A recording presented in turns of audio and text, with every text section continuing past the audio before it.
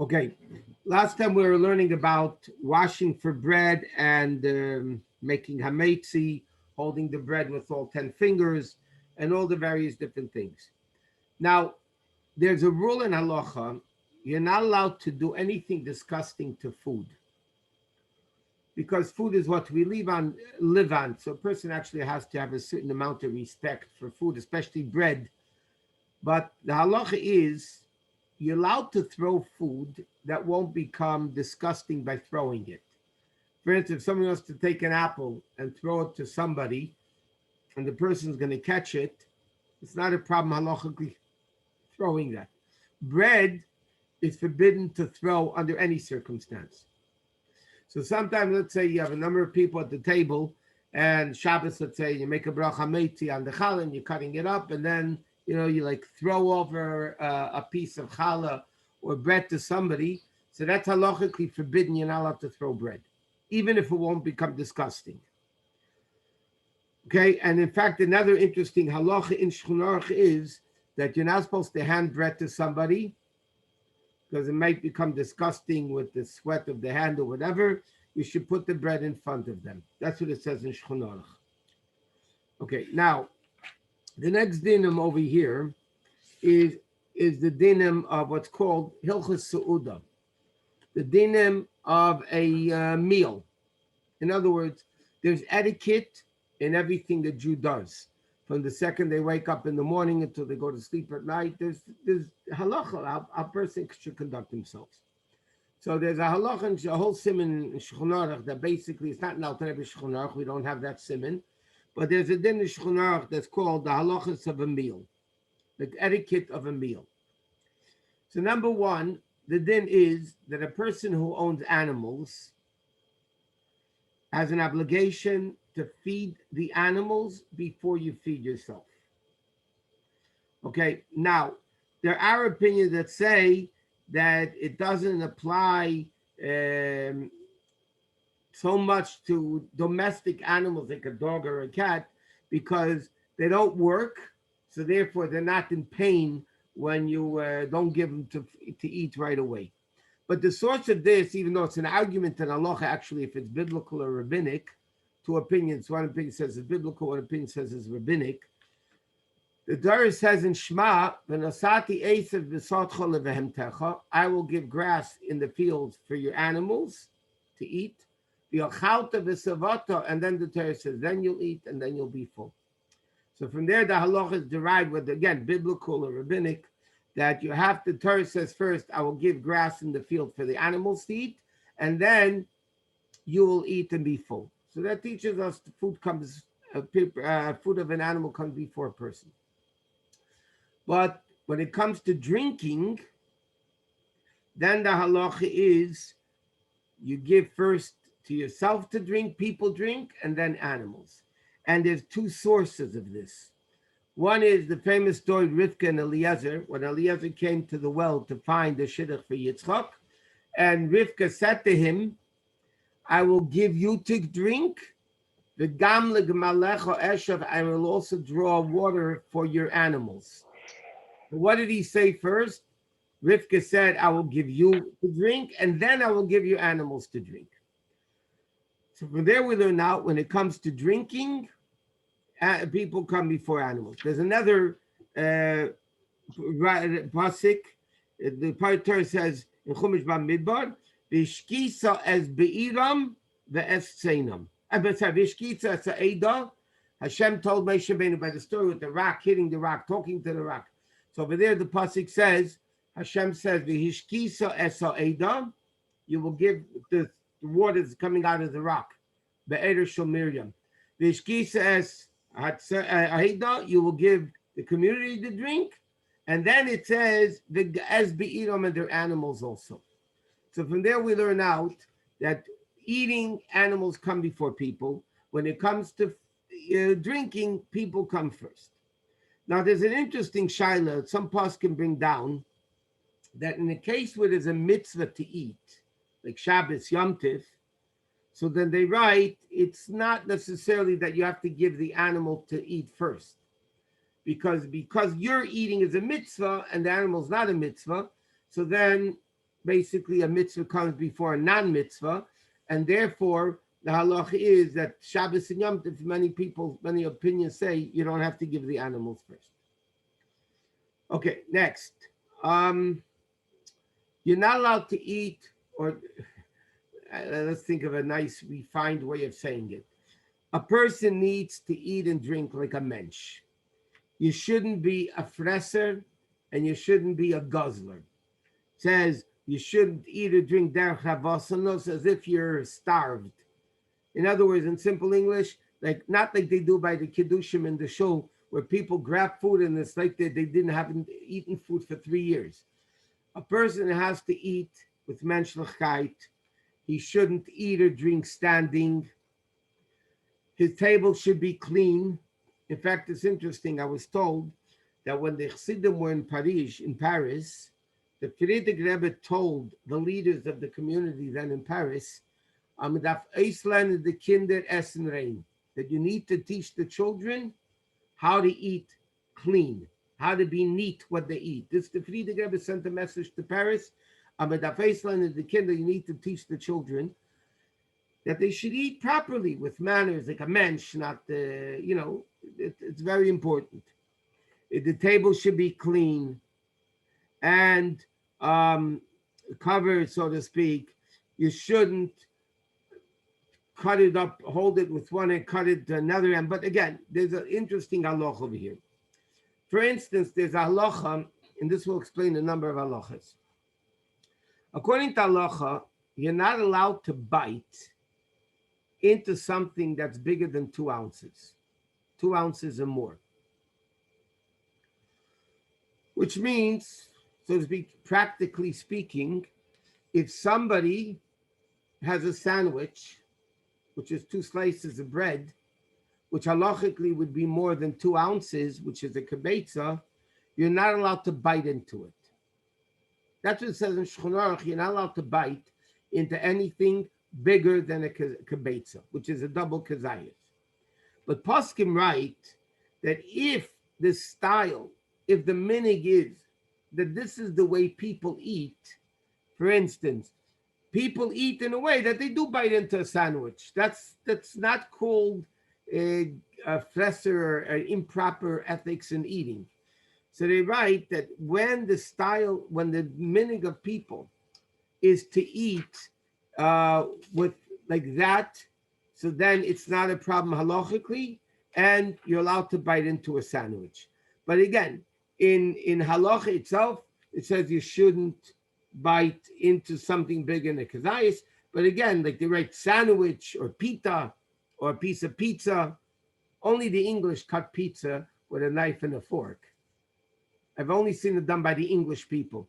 But most Americans and other nationalities will eat pizza by biting into it. Now, sometimes you can have a slice of pizza that's bigger than a kibetza.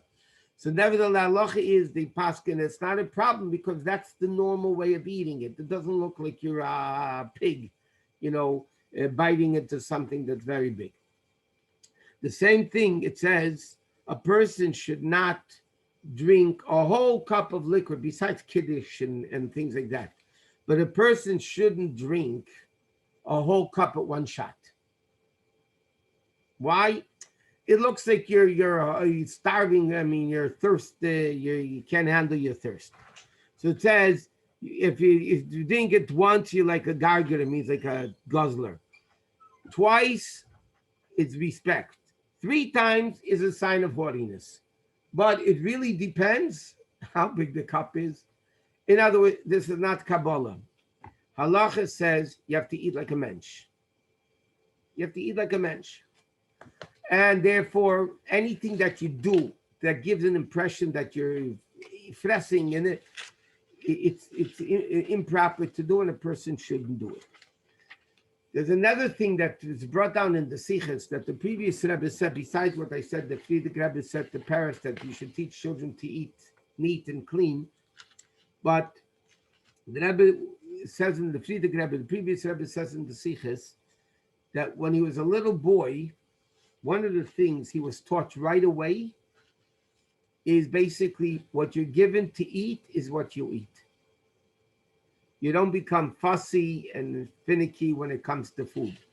A person eats because they have to be healthy. And the Friedrich Rebbe says in the Sikhs, obviously he says it, so it's a lesson for us also. The Friedrich Rebbe says a person should not be fussy and picky in what they eat. What they're given to eat is what they should be eating. And again, that's all part of the manners and etiquette of what a person should behave in a meal. Another thing, it says, a person should not bite into something and put it on the table. Okay? So what you should do is give it to your friend or into a plate, because maybe somebody, may be despicable. So a person should not do things. In fact, there's an interesting halacha. You're not allowed to stare at somebody eating. You're not allowed to stare at somebody eating. But the poskim write, interestingly, that's only if the guy's eating as a guest for free. So then, what's wrong with watching somebody eat? Watching somebody eat, the person might be embarrassed because he thinks, oh, maybe they think I'm eating too much. Maybe they think, I'm, pardon the expression, a pig, and I'm taking more than I should be eating. That's the reason of the halacha that you're not allowed to stare somebody in the face when they eat. So the poskim write that din only applies when a person is getting the food for free. But if you're in a restaurant paying for my food, it's nobody's business how much I eat. And therefore, it might not be menschlich anyway. You don't stare at somebody eating in a restaurant, but it's not forbidden to stare at somebody because they're paying for the food. And if they're paying for the food, there's not an issue with that. Another thing of eating etiquette is a person should not be cheap in the meal, because then guests and everybody will be embarrassed to eat. In other words, the host, when he puts down food on the table, shouldn't say, by the way, this costs $20 and this costs $30. What are you basically saying? Hey, don't eat too much. You eat up all my money. No, I know cases that this happened. This is not stam baba maisa. People are, this food is $20, $30, because then a person's embarrassed to eat. It's a terrible host of doing things like that. It's not nice at all. Okay, next is like this. You're not allowed to talk when you eat. And this Gemara Grad is very strict about it because it's a din in danger. It's a shaila of sakana, of danger. Because when a person talks when they eat, the food will go, instead of going down the food pipe, the food will go down with the windpipe. And because of that, God forbid, a person could choke. So therefore, it says interesting in halacha like this. While you're chewing something, if somebody sneezes, you're not allowed to say, tzigazon, labriud, bless you. You're not allowed to say it. You're not allowed to, the Gemara says in Tainus and Zvodan Shchnorch, you're not allowed to even talk in Torah while you have food in your mouth. Why? Because it's dangerous. So you can't even say tzigazon, to bless you. Now, while you're not chewing, then we know it says in Pirkei Avos that three people that are sitting at a table and there's no Torah discussed between them, then it's called Meishav Leitzin. So between the courses, it's appropriate to speak and learning. You're supposed to have Torah discussed at a meal, because at a meal, a table is a mizbeach. And if a table is a mizbeach, by a mizbeach, you say, it's a table that's before God, and therefore a person should, speak Torah by a meal.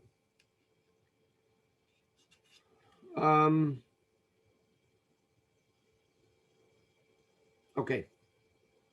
Next is like this.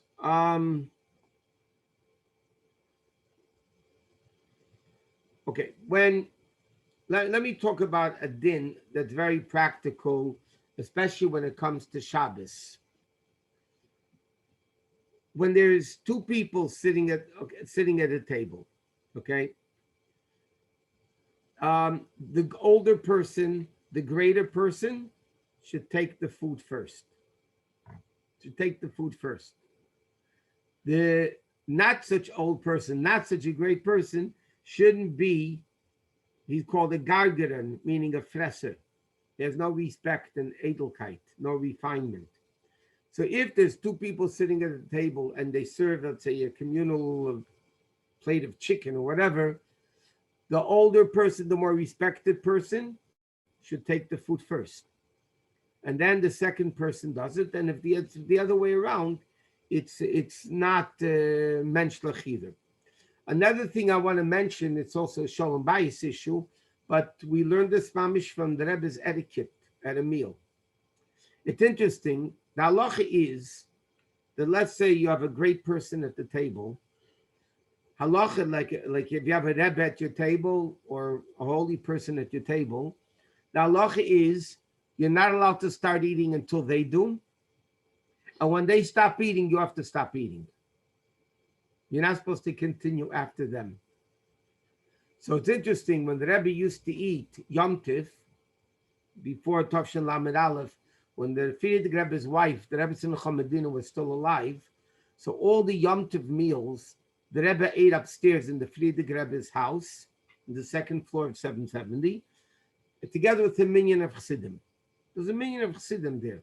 Pesach, Shavuot, Sukkot, Rosh Hashanah, Mitzvah Yom Kippur, so all the Yom Tovim. So we know two things. I mean, I personally was never there, but I've heard a lot about it. Number one, the Chassidim didn't eat until the Rebbe started eating, and as soon as the Rebbe finished eating, which by the way was not a long time because the Rebbe didn't eat a lot, the Chassidim would stop.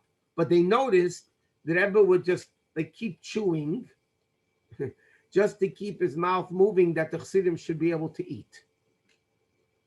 Many of the Chassidim had to go home later and eat again because those that ate a lot, the Rebbe didn't allow them push it because the Rebbe, they didn't eat before the Rebbe took the food, and they didn't continue eating when the Rebbe stopped eating. But there was another remarkable thing of the Rebbe. The Rebbe's meal upstairs in the Frierdiker Rebbe's house, we said there was a minyan of Chassidim, and there are a few bachrim that are actually the waiters that served the food on the table.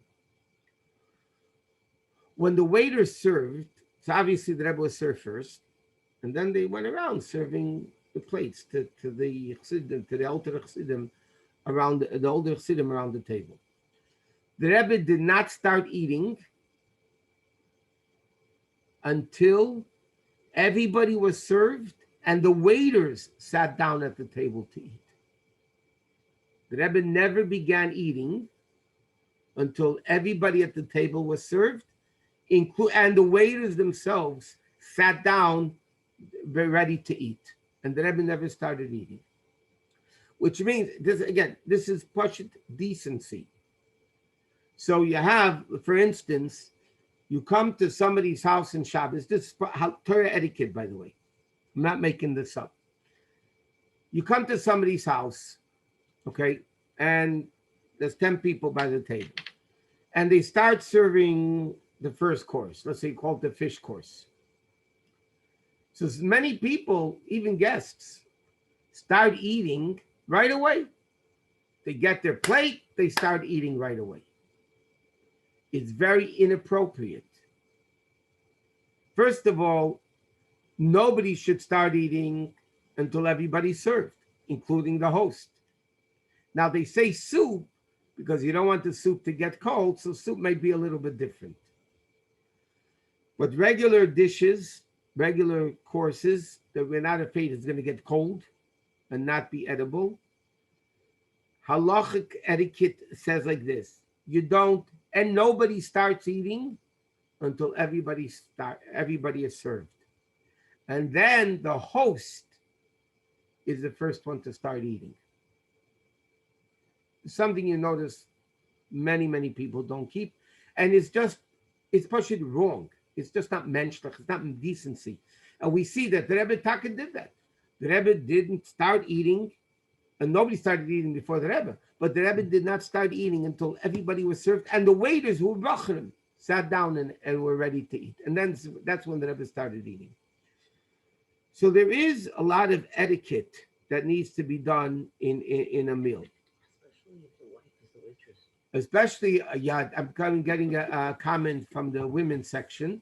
Especially if the wife is the waitress, then for sure that's what he said. It starts off Sholem Bayis.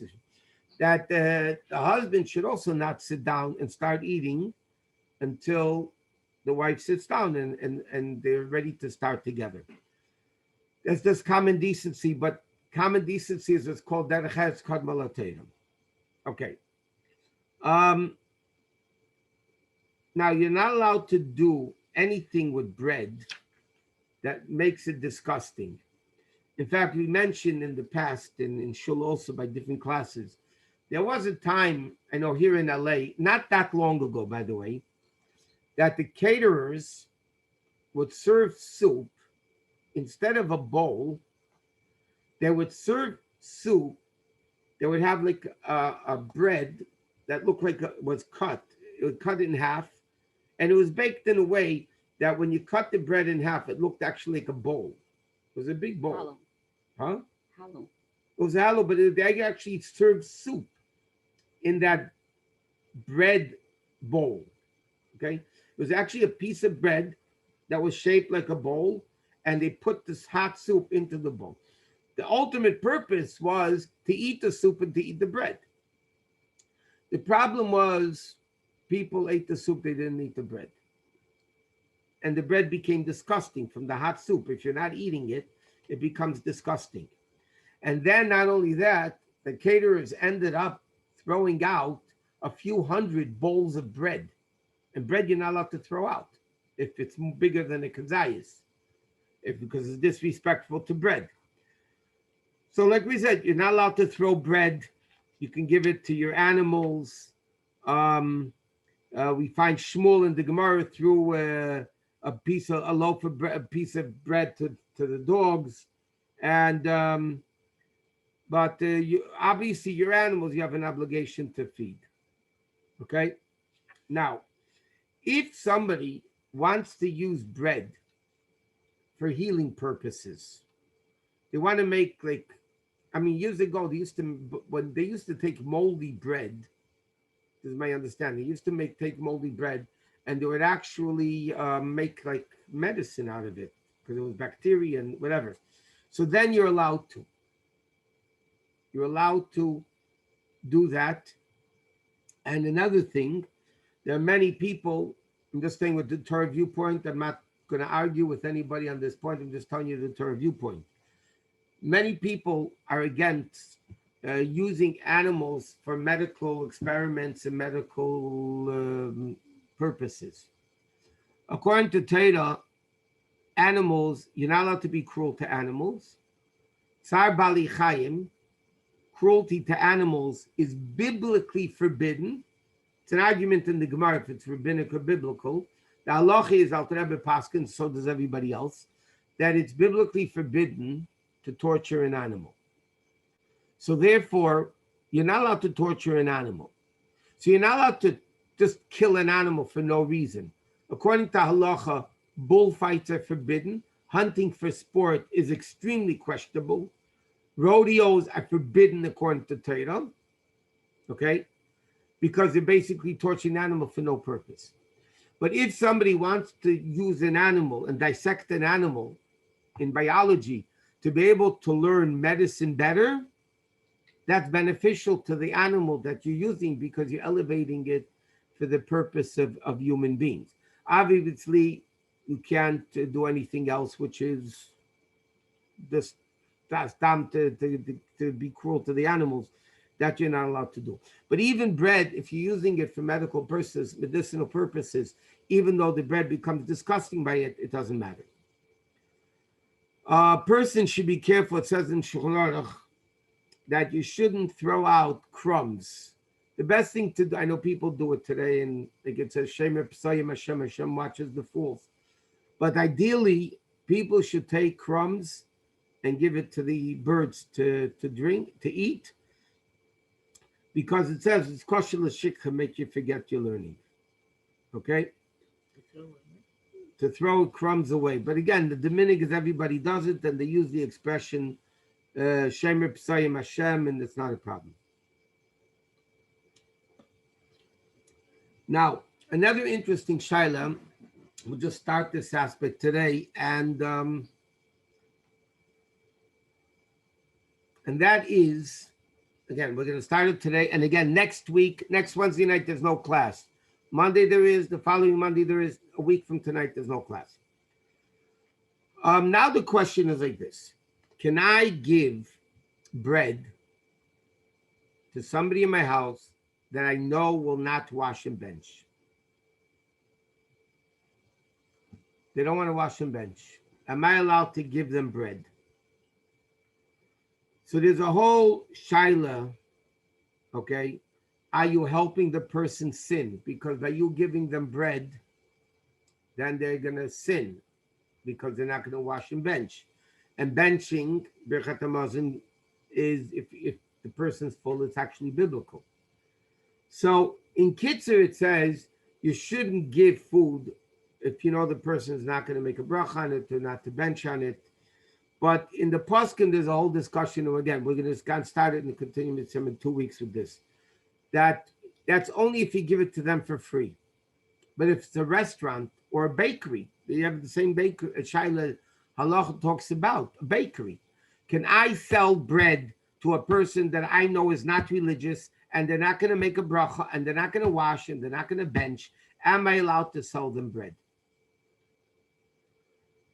And the answer is the way that Teres Chesed and other poskim write that if you're selling it to them, there's no problem. You could give it to them even though you know they're not going to wash your bench.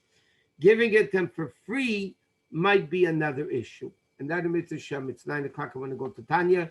And that Mitzvah Shem we'll discuss in 2 weeks when we start the class again.